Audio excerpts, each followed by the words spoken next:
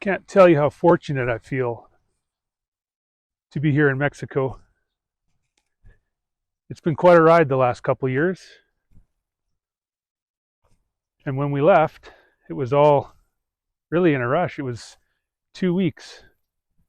2 weeks we had from start to finish, really, where we really decided we were going to Mexico. And the time we sold everything, sold the house, sold all our worldly possessions, got rid of the cars, and hugged our loved ones goodbye. And you know, 2 weeks, pretty short period of time. But you know what? When it's right, life takes you with the current. The currents. What the currents? What the currents? This was all during a time that air travel was restricted for some of us. So we actually had to charter a plane from Canada to Mexico and escape Trudeau's communist Canada. And now here we are in Mexico, building a new life. If you've ever had similar ambitions, stick around. We'll take you through all the pitfalls and make all the mistakes so you don't have to in this new playlist we call Route Down Mexico. Stick around.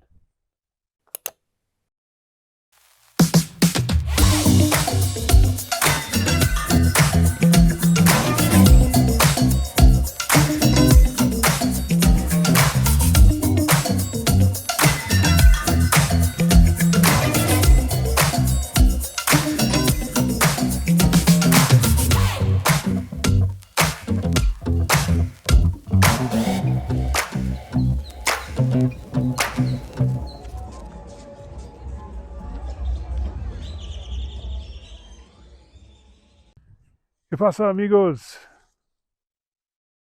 Welcome to Acclimatize Mexico. My name's Rob, just a regular guy trying to build a life and a home for me and my family here in Mexico. Last week here on the channel, we learned all about picking a location to build and to buy, trying to find the right state for you, and also what to expect when signing papers and going through the purchasing process. This week, we'll vet and select builders, get started on construction, we'll coordinate with the subtrades, and we'll try and understand just how everything fits together. Just like that inevitable awkward handshake from that friend you're not really friends with, here's the part of the video where we ask you to give us a like, toss us a comment below, subscribe, and hit that notification bell. Okay, so you found that perfect piece of Mexico for you and your family, and you went through all the steps that we reviewed in the last video. Property's yours. So what do you do now? Well, presuming your intention is to build, the first thing you need is a good builder. Ensure that you're looking for a builder with experience in the specific project that you're undertaking. And you'll want to make sure that they're connected and have the permits that you need. Ask for a quote. Scrutinize the details. Ask questions. Obviously, you have leverage before you sign, not very much leverage after you sign a contract. So do it all beforehand. Make sure it's all there.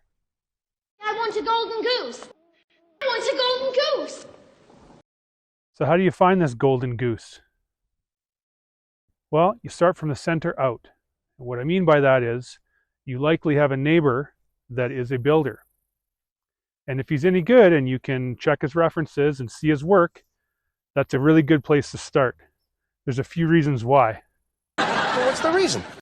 In theory, he should be really motivated. After all, he's a neighbor. He doesn't want to do a bad job to his neighbor. In theory, he'll be well connected. He'll know other builders in the area.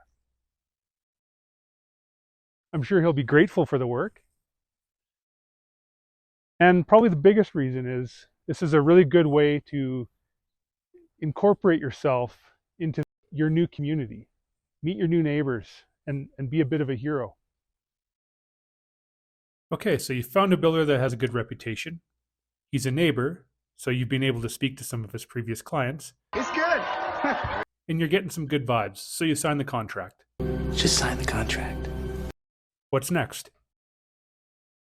Next, speak to your builder about how he plans to prioritize the project.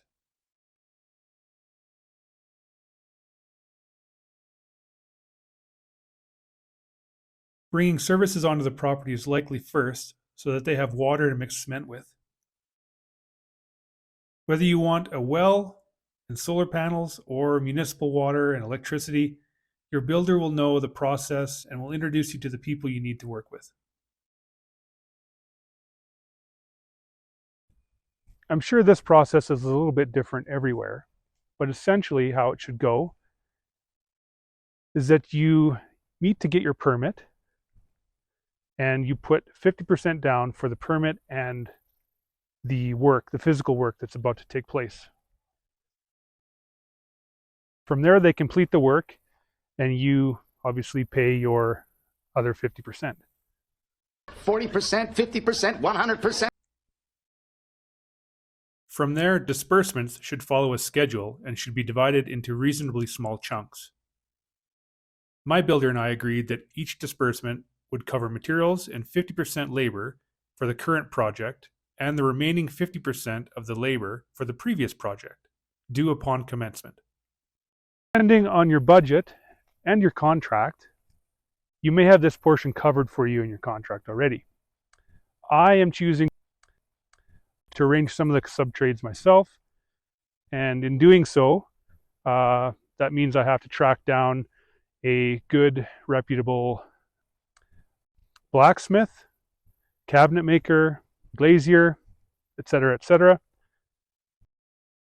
I'm also choosing to do a little bit of the work myself, but that's another story for another day.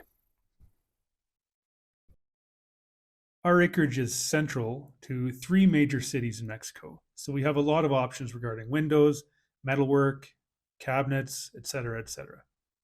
I simply use Facebook Marketplace to find options and whittle them down before obtaining quotes and meeting people in person.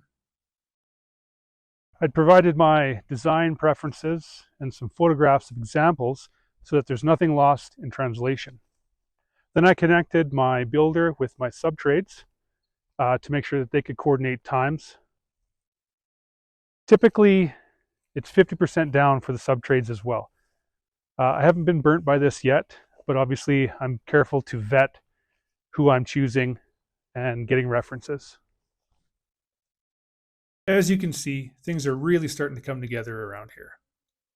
And having done this in Canada before, we are very pleased so far with the quality of work, the adherence to the budget, and the timelines. When you're on the job site, remember, it's important to show respect for the people that are working so hard to bring your vision to life. When you greet them, look them in the eye. Show them respect. Sea más respetuoso. When you're walking around the property, take an interest in what they're doing. And if it's good work, show them some positive feedback. I like that. And, in my experience, donuts and Coke go a long way.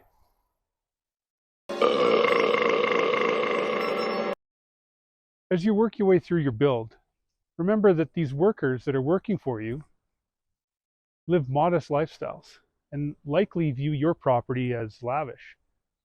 So when you're dealing with them, be respectful. Basically, just don't be an asshole. Just don't forget, being a badass doesn't mean being an asshole.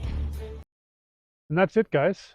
That's a general overview of how to start construction, navigate builders, and coordinate subtrades. That was great. In the next episode, we'll zoom in and have a look at the progression of some individual projects, and by request, we'll take a deeper dive into the detailed system that we used to select the region of Mexico that was right for us. Hey, if you like this video, give us a thumbs up, toss us a comment, subscribe, and hit that notification bell so you don't miss any of our misadventures through Mexico. Hasta luego, amigos.